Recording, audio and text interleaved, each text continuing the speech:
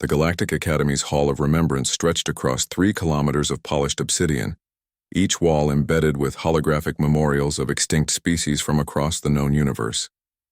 Professor Vexthar, a distinguished Chromian scholar with 6 eyes and crystalline skin, stood before the newest edition, a display dedicated to Sol 3, more commonly known as Earth.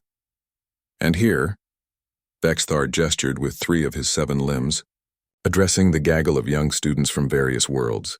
We commemorate the humans of Earth, a tragic case of self-induced extinction through nuclear warfare, approximately 200 standard cycles ago. The display shimmered, showing images of Earth's blue oceans, green continents, and the peculiar bipedal creatures that once dominated it. The data streams flowing beside the images detailed the species: aggressive, territorial, technologically advanced, but socially primitive, prone to violence. "Professor," chirped a young Quellan student, her feathers ruffling with curiosity, "why were they never contacted during the expansion?" Vexthar's eyes dimmed slightly, his species equivalent of a somber expression. The Council deemed them too volatile. First contact protocols required a species to achieve unified planetary governance. Humanity never reached that milestone. Their final transmissions, detected in year 2247 by their calendar, showed massive thermonuclear exchanges. After that silence, the radiation reading suggested nothing could have survived. What Vexthar didn't know was that someone was listening to his lecture from the back of the hall. Commander Sarah Chen stood motionless in the shadows, her standard-issue exploration suit's adaptive camouflage rendering her nearly invisible.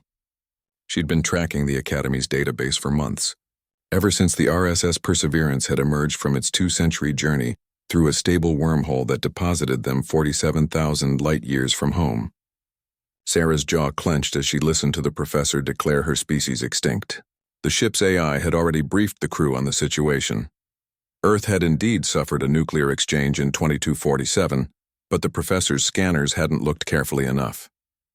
Humanity had survived in underground cities, in submarine colonies, in orbital habitats that old satellites couldn't detect. They'd endured, adapted, and eventually thrived again. And 70 years ago, they'd achieved something remarkable: a breakthrough in faster-than-light travel that didn't rely on wormholes. The humans left behind fascinating artifacts.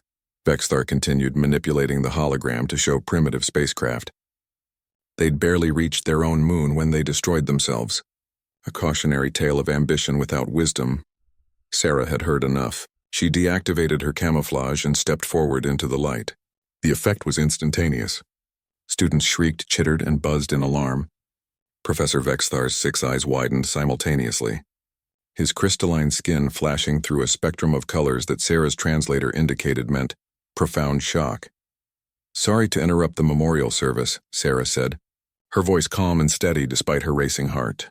She'd trained for first contact scenarios, but never imagined it would be like this, crashing her own funeral. "But I think your data might be a little outdated." She smiled, a gesture she hoped would translate as non-threatening across the vast differences in biology. "Commander Sarah Chen, RSS Perseverance, United Earth Space Command. We're not quite as extinct as your records suggest." Vexthar's translator took a moment to process her words, then his skin flashed a brilliant gold. "Impossible. The radiation levels, the silence." "We went quiet on purpose," Sarah explained, pulling up a holographic display from her wrist device.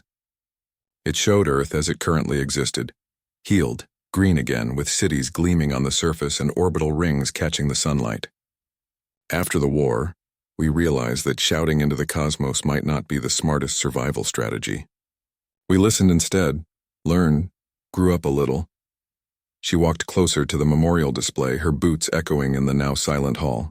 "We survived underground for 3 generations, cleaned up the radiation, rebuilt. And yeah, we achieved that unified planetary governance you were waiting for. Took us another century, but we got there." A brave Quellan student fluttered forward. "But how did you get here?" "This sector is 47,000 light-years from Sol." Sarah's smile widened. "Turns out being a volatile and aggressive species has its advantages. We're really motivated to solve problems, especially when the problem is being stuck on one planet." She gestured to the memorial. "We call it the Nakamura Drive. Got us here in 18 months. Professor Vexthar's colors shifted to a deep purple, confusion mixed with awe. This is unprecedented. The council must be informed immediately. Already done, Sarah replied. My ship transmitted our greetings 3 hours ago. I just wanted to see what you'd been saying about us. She glanced at the memorial with its dire warnings about humanity's violent nature. I won't lie, we're not perfect. We've got a bloody history, but we learned from it. That war taught us that extinction isn't just a possibility, it's a choice. We chose differently.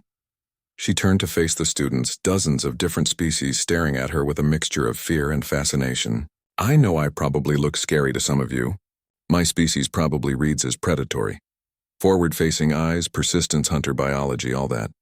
But we're also the species that nearly destroyed itself and then decided to become something better. Vexithar approached cautiously, his scientific curiosity overcoming his shock. Commander Chen, I must ask, why reveal yourselves now? You could have remained hidden, observed us undetected. Sarah's expression softened. Because I stood here and watched you mourn us. Because in all those warnings about our violence, I didn't hear you mention our art, our music, our literature. I didn't hear about the fact that we sent golden records into space with messages of peace, not weapons. She paused. And because isolation nearly killed us once. We're done hiding. She held out her hand to the professor, an ancient human gesture of peace. So, Professor, how about we update your database? I promise humanity has one hell of a survival story to share. Vexithar stared at the offered hand for a long moment, his colors cycling through emotions Sarah couldn't interpret. Then slowly he reached out with his primary manipulator and grasped her hand. I believe, he said, his translator rendering his voice with a tone of wonder. We have much to learn from each other. Sarah's smile turned into a grin. Guess again, Professor. We're just getting started. Behind her, the memorial display flickered and updated, changing from a monument to the dead to a celebration of the living. The first chapter of humanity's new story among the stars.